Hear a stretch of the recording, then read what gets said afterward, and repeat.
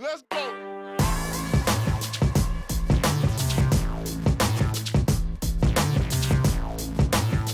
Hello everybody, thank you again for watching another video of mine. This is your host Ahdontron from NerdTots. I'm going to try something a little bit different just to see if I sound better and if people like it this way. I don't have a crane. I'm going to try holding this mic and let's see if everybody enjoys my voice up close.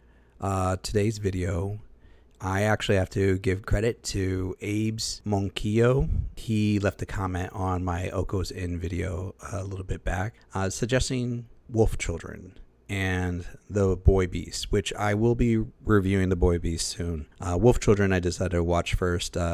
Actually, my mother wanted to watch a movie for her upcoming birthday, so I gave her a choice, and she actually was interested in this one. And Abe's, thank you so very much, and I'll explain why as we get into this review. On top of which, just to let you know, I have watched one other movie from Mamoru Hosoda. It was Mirai.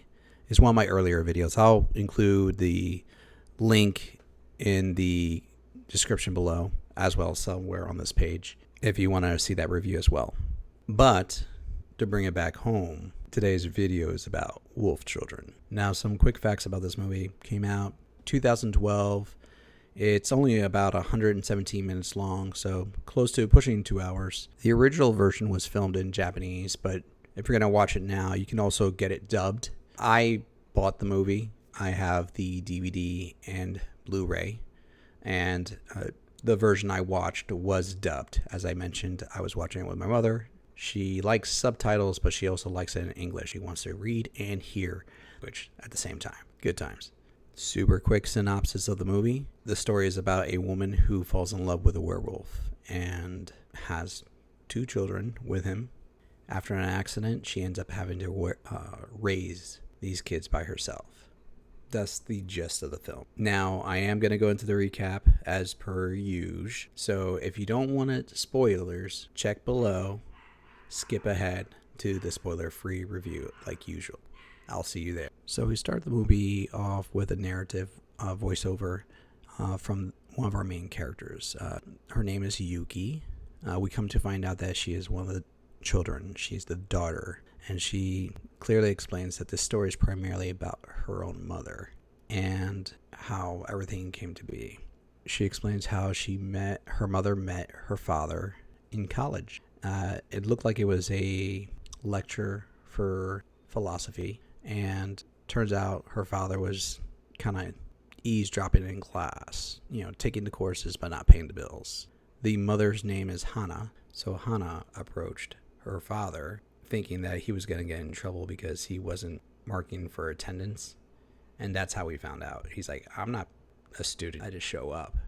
There's a brief moment where you could tell that she was like, okay. He kind of shrugged her off. She sees him pick up a child, and you kind of see her start liking what she sees. Chases after him. She's like, well, the course is kind of difficult, so if you want to, learn more, study more, I'll help out, kind of situation. And they do like a quick little montage showing that he's out working in the city. He's like a mover. He's helping people move in to various apartments, and she's still taking courses, but every now and then he'll show up and she'll move aside and let him take over her notes. And they're fast forwarding through the time. You can tell there's moments where he kind of ditches her, but she's still there, and he's confiding in her that he wishes that he had a place of his own, much like all these other apartments, how they're like small little worlds onto themselves. And then the confession comes. He finally confesses to her by taking her out to a park and shows her. And I have to admit, it was actually a very beautiful transformation. It wasn't like a horror show. It was him transforming into a wolf, and it was like very seamless. Didn't look like pain, didn't look suffering, nothing like we see in horror films. But it was like slow and deliberate. And then kind of goes into a love scene without showing the actual love making, but it's heavily implied. That's what happened. And then shortly after, baby number 1 came out. That was Yuki. She's going to be the oldest. She's the daughter. And then They show that the father's still working, the mother's still going to school. They had baby number 2, which is Ame. And shortly after baby number 2 happens, there's a moment where the father disappears. Hana searches for the father, only to find him being picked up by garbage men. Like in the rain on the side of a city riverbed. Apparently people saw him, thought he was like a stray dog because he was attacking a bird. And she only can theorize that it may have been his animal instincts kicking in, trying to get food for the children, and people killed him. And you see a scene where the mother runs up to the garbage men because she wants to get her love back. They're holding her back, and they're just tossing him in the back of the truck. You can see them compress the truck, which is pretty messed up when you think about it. So then it cuts into another series of scenes showing as Hana's trying to raise Yuki and Ame on their own. Yuki, narrating of course, explains that Hana had to quit school, pick up a part-time job, and otherwise just stay at home all the time to raise the kids. And the tricky part was the kids, they would turn into their puppy wolf forms at any time on a drop of a dime. Their attitudes were just the same. So imagine having to deal with 2 infants that are humans, but also throw in the traits of puppies, where they're going through the trash, they're chewing on the furniture, they're running around, and you don't know when they're going to change at one point or the other. So she takes them out to play outside when no one's out and around, and because she's afraid that they're going to be found out, and she's trying to protect these kids. At one point, they show the oldest, Yuki, eat silica, those little silica packs, and she got sick. And the mom's running to a local clinic, but she doesn't know which one to take her to. So she ends up calling like the local clinic for people, talks about this like it's her child, and then she ends up calling the local clinic for veterinary services, talks about that with them, trying to get this all figured out.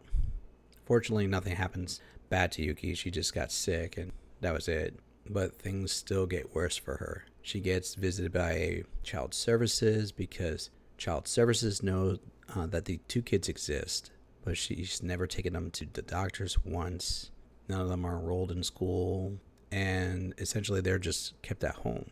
And the child services are trying to like go into the house, and you can tell the kids are in the back room sleeping in their dog form, and she's trying to keep them out. She gets complaints from her landlord because she's not paying for pets. Yet the kids will be howling at night and making animal noises. So the landlord is getting ready to kick her out. And in a moment of reflection, looking at the only thing she has left of her husband, which is his license, she thinks that she wants to give her family a choice, whether to live as people or as wolves. So she decides to rent like this home that's out in the country that's super cheap because it's basically being torn down, and live her life there by herself with the kids. And they show like how she's going there. They essentially are repairing the home. The kids are playing in the fields. There's no one around for like miles. The closest people nearby are farmers that are elderly, so they don't really leave to go elsewhere unless it's to farm the land. Hana tries to farm the land herself, and she's failing. And this old guy who's like the meanest person around eventually caves and guides her how to farm the land properly so she can have a crop of her own. Now, mind you, as this is going on, the premise of the move was to give the kids a choice. And she even asked the kids at one point, what would you choose? And the kids didn't understand the question at the time. This becomes more relevant. Kids are getting older, especially after a moment where Yuki and Ame are playing in the snow. Ame falls into the ice and gets pulled underneath the river. Hana almost loses him.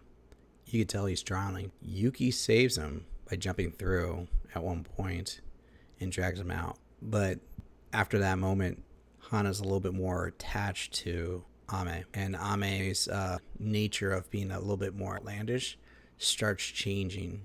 Yuki also makes a change too. At that point, she decides she wants to start going to school. She doesn't want to start doing all the wolf activities that she was doing before. So now we have a separation in the family. Yuki's going to essentially elementary school.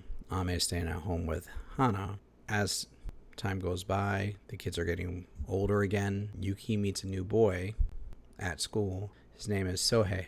He's a transfer student, just moved into town. And you can tell he's kind of interested in Yuki. And he approaches her. And he's kind of pressuring her because he wants her attention. And remember, these are kids. So, like, the whole know me know thing is not quite there. And that sounded worse than it's supposed to be. But basically, she felt pressure and felt nervous and scared. So she went to aggressively shoo him away, but her hand turned into her paw or claw, whatever you want to perceive it as. And she ended up cutting his ear, leaving a very noticeable scar around his ear. And Hana has to get called into school and is chewed out by Sohei's mom, who threatens to take everything away from their family and sue them for everything they have. And Sohei, in a brief moment, tells them it wasn't Yuki, it was a wolf. Now, for those who don't know, like in Japan, wolves are supposed to be like extinct. If I'm correct, at least that's what they're saying here in this movie. A lot of people are going to be like, no, that's impossible. But basically, that's what he's saying. He's like, I saw a wolf. I did not see Yuki. And the wolf was what hurt me. Yuki's innocent. They left it at that. Yuki was distraught. She felt bad that she hurt him. She was scared about what was happening. So she decided not to go to school. And then Sohei starts visiting.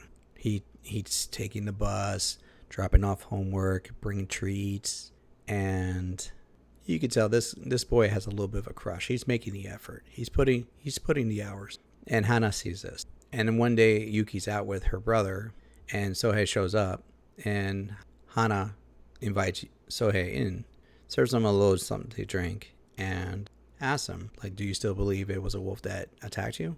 He goes, absolutely. And she goes, how do you feel about wolves? I still like them. They're still pretty cool. She's like, that's what I think too. And you can tell they kind of got along after that.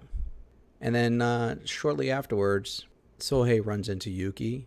He shows her his ear, that it's healed, but it has a scar now. And they kind of become good friends after that moment. So she starts going back to school.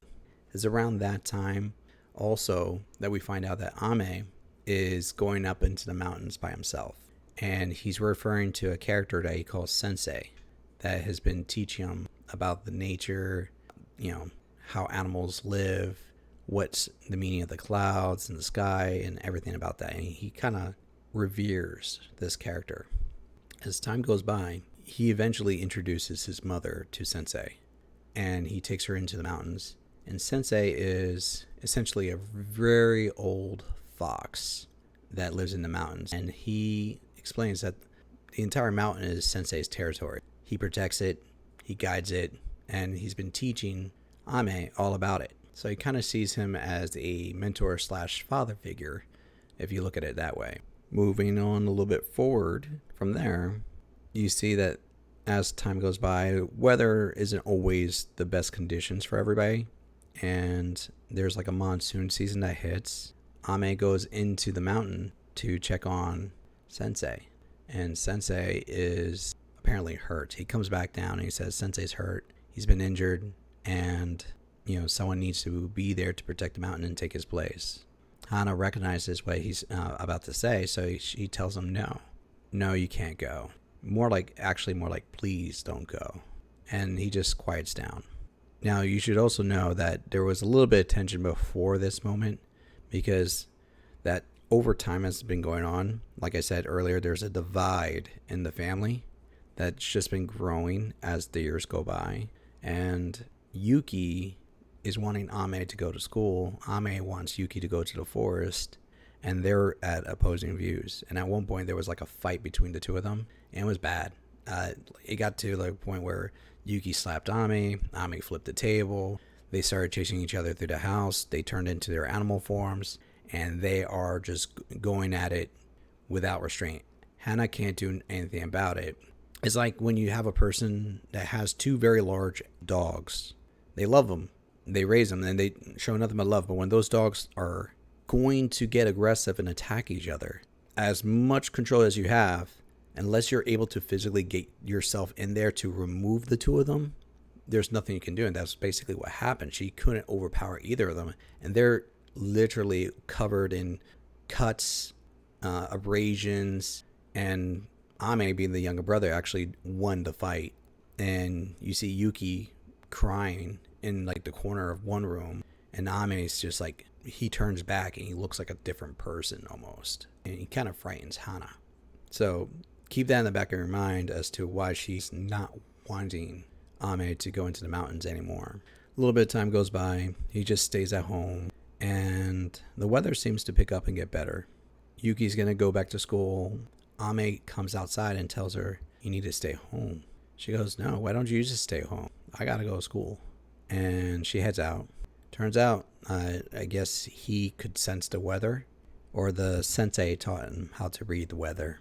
And a hurricane came in where they had to evacuate the school.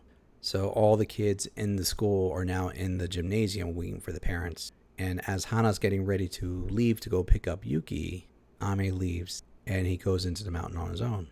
Hana sees this and chases after him, but she can't keep up. She is running through the mountain, getting cut up, bruised, and at one point she slips and falls down a cliff. Hits the ground hard, and she passes out. Going back to Yuki in the school, she's with Sohei, and when almost all the kids have been picked up, the teachers are going to take the kids home themselves, the ones who were left behind. Sohei hides, and Yuki hides with Sohei. She doesn't know why he's hiding until he confesses that he doesn't want to go home because he knows his mom is getting married again and she's having a new kid, and he feels like she's not going to need him anymore. So he figures he could just stay there. And it's at that moment that Yuki chooses to confess to him that she was the wolf. She changes herself also to show him, because she's valued his friendship and she's valued everything that he's done for her, and she's always felt guilt about what she's done. And he confesses to her that he always knew that she was the wolf, even though people thought he was crazy. And he told her he never told anybody the truth about her, and he reassured her that he will continue to keep her secret. Going back to Hana and Ame, Hana's still unconscious, but you see she has a dream with their father who shows up, and she's so happy to see him. And for a brief moment, she forgets that she was searching for Ame, and she feels that she hasn't been a good parent, a good mother. And he goes, "No, you have done so many wonderful things for the kids. You've given them their choice. You've given them a life and the ability to choose how to live." And then she remembers about Ame, and she's trying to go back, and he tells her Ame's a grown adult. Yes, he's a child in human years, but as a wolf, he's an adult.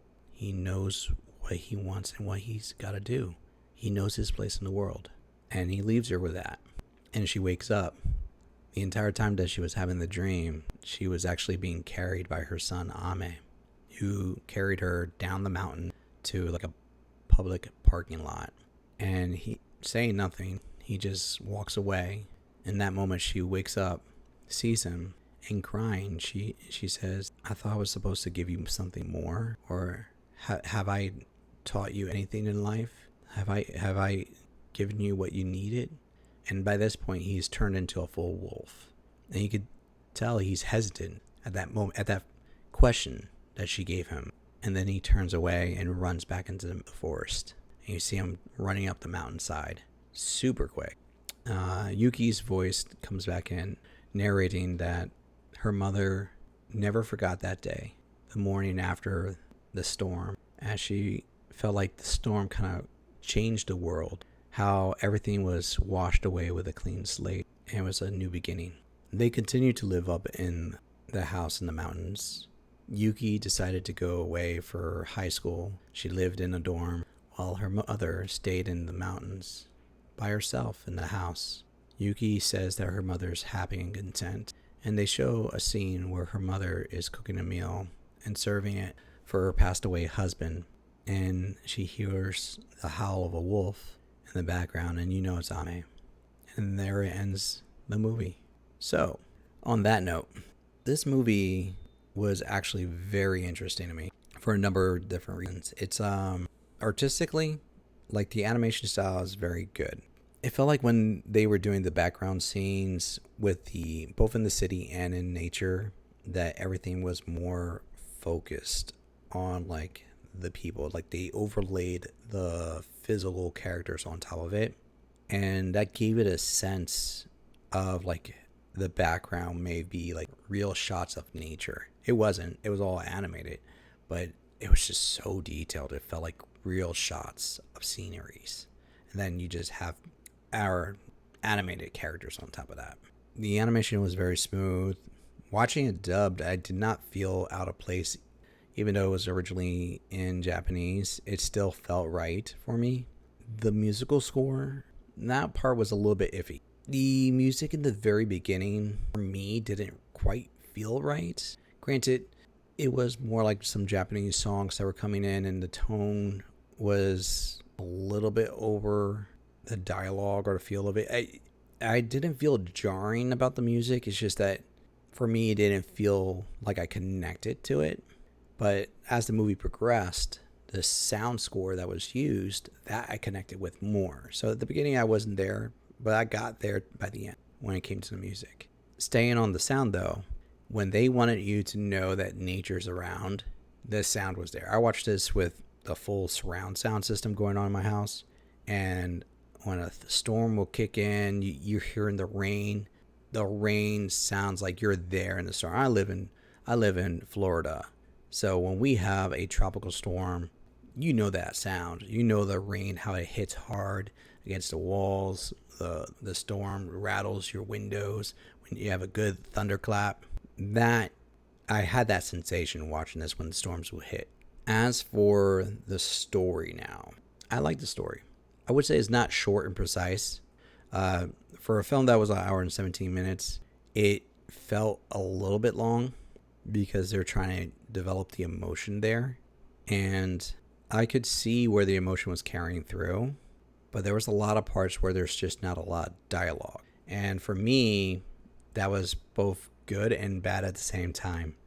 I actually felt parts where I was dozing off, and I will say this is not in a negative fashion. The movie was just too soothing. As funny as that may sound, I was dozing off in the scenes that were focusing on the kids in nature, and they're having the storms go on, and there's rain, and it sounds like those ambient going to sleep noise machines where I just have rain pouring in the background with nothing else. And then all of a sudden there's sudden soothing music that's playing along with the rain. It was just a recipe for me to like want to doze off every now and then. I was just like, this is too calming, too much calm. The story was interesting for a movie that's essentially about werewolves, as I mentioned at the very, very beginning of the synopsis. But it's not a horror show. There's nothing sci-fi about it. And actually, the way they do it is there's nothing about supernatural or sci-fi, actually. That's what they are. They don't explain it. They don't try to investigate it. It's just what they are. And I kind of like that. There are some scenes where it will potentially make you cry. Depending on your sensitivity to these kind of scenes, it can make you cry. There's nothing graphic in the movie. The closest thing that would be graphic is a nursing scene where she's nursing one of her kids, and there's a little bit of slippage that they show, but nothing else that you have to worry about. I would say this is not a film that is really for kids. It's not really a fun film in that sense. It's actually a film that's more for adults that want to watch more serious anime. And on that note, that's going to lead right into my review score. I'm going to actually put this film as a 3 out of 5 NerdTots. I did enjoy the film. I like it. I think some people would enjoy this. I wouldn't say this is going to be necessarily a film I want to bring anybody in to watch as a newcomer into anime. I would be very picky of who I would choose to watch this with. because it's not 100% entertaining in the sense that it's going to grab your attention at all times. It will keep your attention when it has it there. And like I said earlier, it's very soothing at parts. So for some people, that might be considered boring. Although at the same time, it is miles better sound dubbing, artwork style, execution than a lot of other things I've seen reviewing and in my past. So I have to put this right in the middle in that note. If you've seen this movie and you think I'm wrong, by all means, tell me what you rate this movie in my comments below. I do want to see your guys' feedback. If you haven't seen this movie, go ahead, check it out. Like I said, I have it already on DVD and Blu-ray. I just never really watched it until now. It was just sitting on my shelf I bought years ago. And I'm glad I dusted it off and opened the case. You'll probably be able to find this on like Amazon if you search for it, or another streaming network. Other than that, if you guys enjoyed this video, if you like the way I'm doing this now where I am holding the mic or practically caressing the mic right against my face, let me know if I sound better to you. I really am interested. If I get enough people that tell me that this sounds better, I will probably get a little mic stand or get a cover to actually focus more on my tone. If I need to talk more deeper into the mic, let me know too. Other than that, as always, continue watching anime, expand your mind, just be excellent, guys. Let's go.